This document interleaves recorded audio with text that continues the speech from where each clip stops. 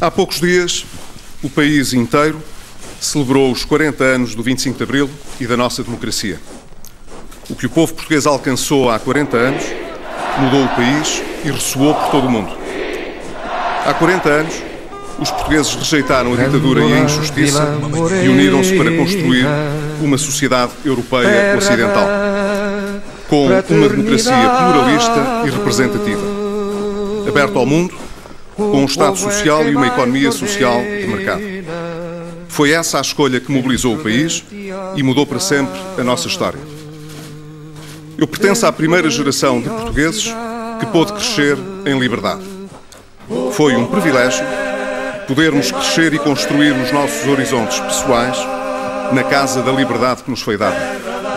Por essa mesma razão, estamos entre os mais gratos de todos os portugueses pelo legado do 25 de Abril. Este nosso caminho coletivo como país misturou-se com a nossa adesão à Europa. Para a esmagadora maioria dos portugueses, a Europa foi sempre o modo de garantir o projeto coletivo afirmado no 25 de Abril. O isolamento no espaço europeu seria, na prática, a impossibilidade de o realizar. Ao longo destes 40 anos, atravessámos vários momentos em que todo este caminho poderia ter sido posto em causa. E respondemos sempre com coerência e com coragem. Entramos na Comunidade Económica Europeia em 1986, mas se não tivéssemos levado a bom porto o Programa de Assistência Externa entre 83 e 85, não o teríamos conseguido. 1983. Em Portugal, o governo é do Bloco Central, liderado por Mário Soares e Mota Pinto. Hernani Lopes tem nas mãos a pesada pasta das finanças e nas mãos também um país sem escapatória. Portugal precisa da ajuda do Fundo Monetário Internacional. Teresa Terminacian é o rosto da equipa do FMI que, com mão de ferro, toma as rédeas da crise em Portugal. Em conjunto com duas equipas do governo, é negociado um acordo. A senhora Terminacian, depois de lutas, depois de dizer que se ia embora e que não negociava connosco e tal, percebeu, disse-lhe: Teresa, estas medidas nós podemos fazer, estas não podemos fazer. E não nos obriga a isso. E ela primeiro reagiu mal. Teve ali um dia ou dois que desapareceu, que ia pensar, mas depois voltou e ficamos, de facto, com um programa que eu julgo que foi relativamente equilibrado, embora muito exigente. Foi um sucesso. Provocou algum descontentamento a princípio, mas ao fim do ano estava tudo a andar bem. O Fundo Monetário Internacional está de novo à espreita e Portugal ainda está na mira. A gente não vai parar enquanto houver ventos e mar. Em 2011, o país viu-se a braços com a perspectiva ainda mais grave de uma bancarrota. O perigo da bancarrota, mas era só isso que eu estava a pôr em cima da mesa. Mas o perigo da bancarrota... Existia ou não? Já me fizeram essa pergunta, mas quatro vezes. Mas, é a quarta vez estamos que... a falar do passado, eu vou responder. Não havia, isso não existia. Era uma o país tinha condições para pagar os salários, para pagar as pensões. O que o país não tinha era condições para se financiar nos mercados de forma regular, como todos os países fazem em toda a parte do mundo. Agora, naquela altura, era muito melhor termos aprovado o PEC 4 e termos impedido o programa de Troika, o programa de assistência. E foi confrontado com as consequências prováveis de um impasse. Um Estado sem financiamento, a saída do euro e o fim do nosso projeto europeu. Não o podíamos permitir e não o permitimos. Foi para salvar o projeto político consensual e mobilizador destas 4 décadas, o projeto de uma democracia europeia, com um Estado social forte. Qualquer Estado, qualquer governo que opte por 2 vértices, que sejam o tratado orçamental e o pagamento aos credores nos termos, vai ter de explicar aos seus cidadãos com que legitimidade democrática é que destrói um Estado social de nível europeu para criar em Portugal um Estado do terceiro mundo. E uma economia social de mercado próspera, que executámos um programa tão exigente e tão duro como este que agora estamos prestes a concluir. O colapso que o país sofreu em 2011 foi tão grave que tivemos de tomar decisões muito difíceis. Não foi este governo que provocou e depois pediu o resgate financeiro. Em primeiro lugar, neste ponto, o Primeiro-Ministro afirma no seu discurso que não foi ele que assinou o resgate. Não foi, mas foi ele que o provocou. Ele, naturalmente, tem uma versão da história. Como é que ele o provocou? Bom, porque causou uma crise política. Mas foi a nós que coube a responsabilidade de executar o programa que permitiu pôr o país de pé outra vez. Tivemos de agir rapidamente para minimizar a recessão, estancar a dívida. Estes 3 anos foi o período da nossa vida coletiva em que a dívida pública mais subiu. Nós, quando chegámos no final de 2010, a nossa dívida pública era 94%. E nessa altura o Dr. Passos Coelho dizia, olhem para a dívida, ela é insustentável. Agora está em 130. A dívida subiu mais nestes 3 anos do que nos últimos 6. Preservar o Estado Social. Vai ter de explicar aos seus cidadãos com que legitimidade democrática é que destrói um Estado Social de nível europeu para criar em Portugal um Estado do terceiro mundo. E preparar o crescimento da economia. Foi um período de verdadeira emergência nacional. Estes 3 anos foram uns anos de devastação na nossa economia. Estes 3 anos não deviam ter acontecido. Estes 3 anos foram anos de uma política errada ao nível português e ao nível europeu. As famílias portuguesas sentiram duramente as consequências da crise. Os desempregados, que enfrentaram a ausência de perspectivas de trabalho. Os pensionistas que viram as suas pensões cortadas. Os funcionários públicos que sentiram a redução dos salários e o congelamento das progressões. Os trabalhadores do setor privado, que enfrentaram a instabilidade e a incerteza. Os jovens que perderam a confiança no futuro. Todos os portugueses sofreram os efeitos dolorosos de uma crise que poderia e deveria ter sido evitada. O que ele diz, esta crise podia e devia ter sido evitada. Isso é verdade. Estamos todos de acordo. Mas ele deu um grande contributo para que Portugal pedisse ajuda externa. Foram tempos muito difíceis. A verdade é que o Dr. Passos Coelho, quando era líder do PSD, tudo fez para que pedíssemos ajuda externa. Porquê? Porque tinha pressa de chegar ao poder. Porquê? Porque achava que esse pedido de ajuda externa punha em causa ao governo, provocaria eleições e, com isso, provocaria uma substituição do governo. Eu sei que as dificuldades persistem para muitas famílias. E também sei que o crescimento que regressou à economia no último ano ainda não se traduziu em melhorias no dia-a-dia de muita gente. Mas hoje, é claro, que os sacrifícios feitos não foram um fim em si mesmos e que podemos agora alcançar os resultados que ambicionamos. O que se verifica é que se percebe cada vez melhor o que significa, afinal, essa vossa saída limpa. É a carteira limpa, é a caixa registradora limpa, é a conta bancária limpa, é a despensa limpa, é uma política cada vez mais suja e um país numa dificuldade cada vez maior, com uma saída que só é limpa para os bancos e para os grupos económicos. Sei que os portugueses querem ver concretizados esses resultados, com mais e melhores empregos, com a recuperação das pensões e salários que foram cortados, com o alívio dos impostos que foram aumentados, com mais oportunidades para os nossos jovens, com o regresso dos que emigraram involuntariamente. É também na entrevista ao Correio da Manhã que Pedro Passos Coelho sugere aos professores portugueses que emigrem. O Primeiro-Ministro admite que é uma alternativa ao desemprego e diz até que Angola, Timor, Moçambique e Brasil podem ser destinos para os 15 mil professores que estão sem trabalho. O nosso trabalho diário e o nosso objetivo é garantir que os resultados chegarão a todos tão rapidamente quanto possível. Estamos no caminho certo e o país está a recuperar com bases mais sólidas e sustentáveis do que tínhamos no passado. 3 anos depois, estamos a poucos dias de terminar o programa de assistência.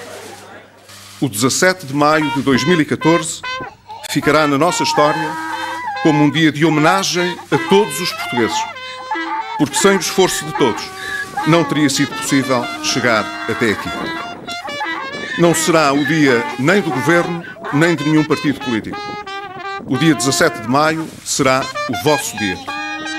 Será o dia de homenagem a cada um de vós, o dia em que a nossa liberdade de decisão foi reconquistada por cada um de vós. Todos os portugueses estão, por isso, de parabéns. Durante todo o período de resgate financeiro, nunca deixámos de nos sentir como membros plenos da União Europeia e do Euro. Pela forma como lidámos com as circunstâncias difíceis recuperamos credibilidade para nos afirmarmos no concerto europeu com dignidade e responsabilidade. Mas é inequívoco que, com a reconquista da nossa autonomia, Portugal poderá uma vez mais exercer, sem constrangimentos, o seu lugar em pé de igualdade com todos os outros Estados-membros, com as mesmas obrigações e com as mesmas oportunidades, com os mesmos direitos e com as mesmas responsabilidades. Mas com uma voz muito mais credível,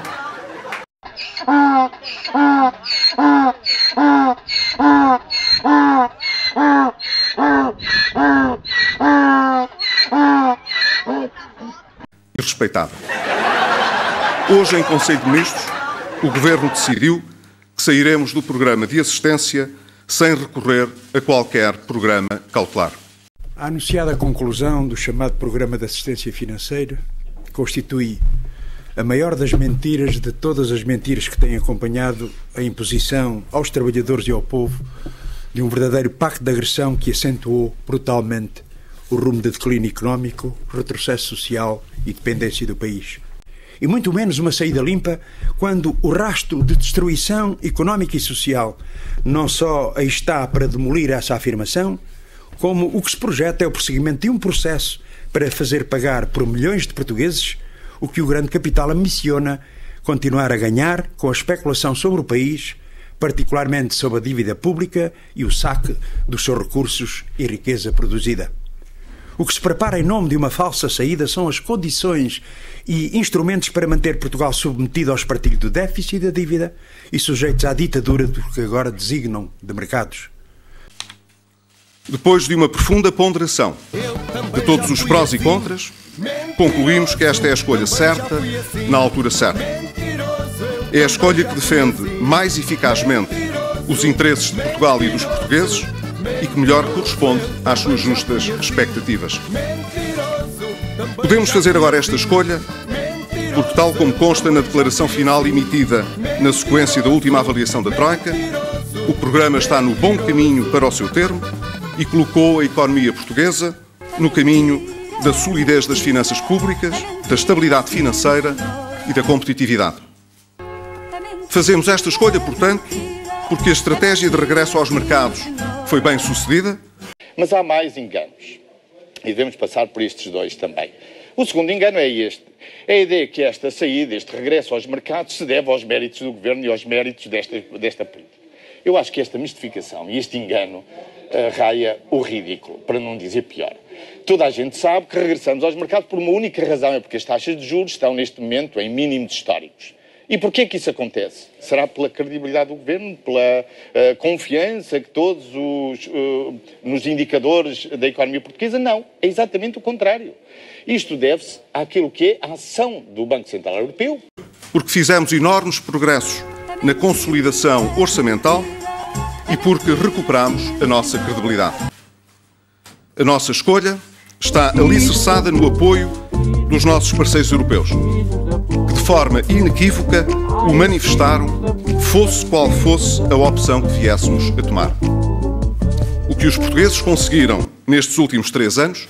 Nestes 3 anos, Portugal teve um dos maiores retrocessos económicos e sociais da sua história económica. Em termos de produção de riqueza, nós recuamos 10 anos. É isto. É o rastro de devastação que é deixado. Em termos sociais, dou-lhe apenas 2 indicadores. O rendimento disponível das famílias recuou para níveis de há 8 anos atrás. Nós temos hoje a imigração portuguesa aos níveis de 1960. Isto já para não falar no desemprego, isto já para não falar nos problemas que temos na educação e na saúde. Isso é um rastro devastador. 3 anos passados, o que então se alertou é confirmado por declarações de círculos próximos dos centros de decisão da União Europeia, como só ouviu agora pela voz do ex-conselheiro de Durão Barroso, ao afirmar que a ajuda a Portugal visou resgatar a banca alemã. 3 anos passados, o que então se preveniu mais recessão, mais dívida, mais desemprego, a par de um milionário programa de apoio e garantias aos banqueiros e monopolistas, tem amarga confirmação na vida. Mais de 670 mil desempregados, 470 mil empregos destruídos, 600 mil portugueses lançados na pobreza e levando para quase 3 milhões o seu número total. Uma recessão sem precedentes desde a Segunda Guerra Mundial superior a 6%. Mais de 200 mil portugueses condenados a uma imigração forçada. Quase 100 mil empresas liquidadas. Um país mais endividado e sujeito a um serviço de dívida insustentável. Entrega ao grande capital, sobretudo estrangeiro, de empresas e setores estratégicos indispensáveis ao desenvolvimento do país. Destruição de serviços públicos e funções sociais do Estado. É este o balanço dos anos 2011, 2012 e 2013, no qual o governo de Passos Coelho e Paulo Portas encontram as razões para abrirem garrafas de champanhe e afirmarem a sua satisfação pelo dever cumprido. Converteu-se num grande voto de confiança por parte dos nossos parceiros. É a carteira limpa, é a caixa registradora limpa, é a conta bancária limpa, é a despensa limpa, é uma política cada vez mais suja e um país numa dificuldade cada vez maior, com uma saída que só é limpa para os bancos e para os grupos económicos. Sabemos que podemos contar com eles nesta nova fase da nossa história, como contámos até agora com todas as instituições e, em particular, com a Comissão Europeia. E eles sabem que podem confiar em nós. Temos reservas financeiras para um ano que nos protegem de qualquer perturbação externa. Temos a confiança dos investidores e os juros da nossa dívida estão em níveis historicamente baixos. Uma coisa, como é que explica, se isso é assim, que no mesmo momento as taxas de juros tenham baixado para Portugal, para a Grécia, para a Itália, para a Espanha, para a Irlanda e para todos os países europeus? Como é que explica isto? Temos excedentes externos como não acontecia há décadas. E manteremos o rigor orçamental, porque essa é a firme vontade do Governo e da maioria parlamentar que o suporta. Além disso, beneficiamos de um contexto de maior segurança e confiança no plano da União Europeia. Hoje, na Europa, há mecanismos e garantias mais fortes para responder às crises sistémicas e para preveni-las. Há mais coordenação económica e estamos já a construir, com grande empenho de Portugal, a União Bancária. O projeto da União Bancária é, no meu entender, o melhor exemplo dessa promessa falhada. Falhou-se na tarefa de criar um quadro regulatório que discipline o sistema financeiro e depois as instituições europeias propõem-se a criar um superbanco central. Um superbanco central que acumula funções de política monetária, funções de supervisão bancária, para além de todas as tarefas que exerce e que estão fora do seu mandato. O Banco Central Europeu é, por isso, hoje, a instituição não democrática mais poderosa do mundo.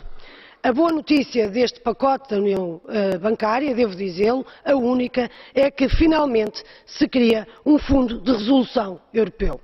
Mas esta boa notícia só estará concluída daqui a 8 anos. Em 8 anos, muita coisa pode acontecer. Em 8 anos, muita gente e muitas cabeças podem mudar de ideias. Nós não inviabilizaremos esta promessa, porque, como digo, é a única boa notícia deste pacote.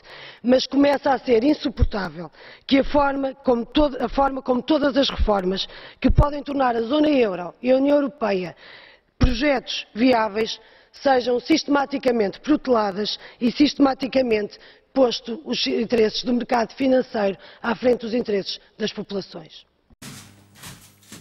Sei que os portugueses saberão sempre responder de forma clara e inequívoca a quaisquer percepções externas negativas relacionadas com eventuais riscos internos, nomeadamente de natureza legal ou política.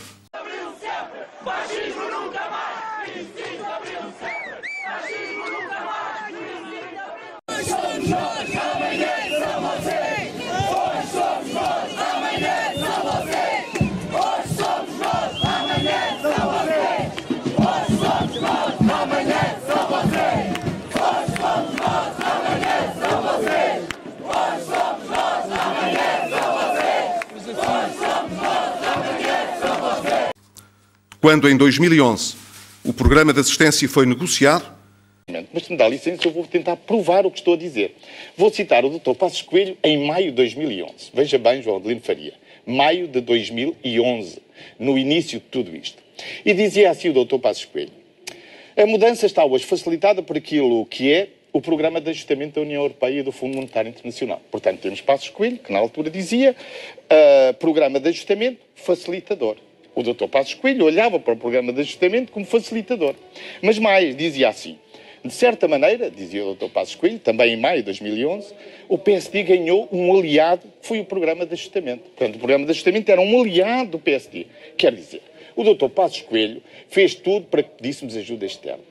E fez tudo para que o país pedisse essa ajuda externa, porque achava que o programa de ajuda externa iria facilitar a aplicação do seu programa ideológico. Foi isto que aconteceu. E essa é a primeira mistificação. O governo de então pôde beneficiar do apoio dos principais partidos da oposição, apesar das nossas discordâncias. Fizemos-lo porque compreendemos o quanto isso era fundamental para preservar o consenso nacional. Infelizmente, quando foi preciso cumprir o programa, um apoio idêntico não existiu. A falta de compromisso político acentuou ainda mais as incertezas e as dificuldades, obrigando por vezes à alteração de medidas e das correspondentes expectativas das pessoas.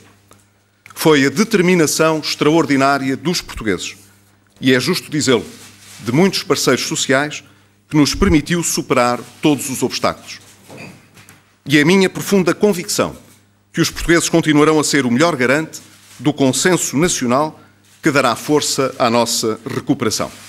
É a carteira limpa, é a caixa registradora limpa, é a conta bancária limpa, é a despensa limpa, é uma política cada vez mais suja e um país numa dificuldade cada vez maior, com uma saída que só é limpa para os bancos e para os grupos económicos. Podemos assim estar tranquilos. Esta é a decisão certa. Todos sabemos que ainda temos um longo caminho para percorrer e que não é de um dia para o outro que gozaremos de todos os benefícios de sermos novamente autónomos. Mas é um caminho que faremos com confiança, com a credibilidade que fomos conquistando junto dos nossos parceiros e com a esperança no futuro que há muito não conhecíamos. Por tudo isto, quero dizer-vos que esta não é a hora para voltar para trás. O que já conseguimos custou muito e não seria aceitável deitar tudo a perder. Estamos no caminho certo para nunca mais permitir que Portugal passe por um outro colapso, um outro resgate, uma outra emergência nacional. Estamos no caminho certo para construir a sociedade a que os portugueses aspiram e merecem. Mas estamos também no caminho certo para poder agora começar a sarar as feridas que foram abertas nos momentos mais difíceis da emergência nacional. É meu compromisso convosco que não voltaremos à política da estagnação e da irresponsabilidade que nos empurrou para o precipício. Que a recuperação do emprego e da economia estará no centro das prioridades do Governo e que continuaremos a liderar um processo de mudança reformista. A reconfiguração drástica do papel do Estado na economia e na sociedade, porque isto não se faz sem reduzir brutalmente o número de médicos, de enfermeiros, de professores, não é cargo. Mas não foi nada divulgado em relação a isso. Para trazer a prosperidade, para corrigir as injustiças e as desigualdades e para democratizar a nossa sociedade e a economia. A primeira hipótese é assumirmos como normal que venha aí uma revolução. Uma revolução, não é uma revolução dos escravos, é uma revolução neoliberal. Que em 4 anos o Estado vai destruir metade do Serviço Nacional de Saúde, vai destruir metade da educação, que aliás já está a caminhar para isso. Nós estávamos a falar de educação como problema. Em 2015 prevê-se cortes de 122 milhões de euros para a educação.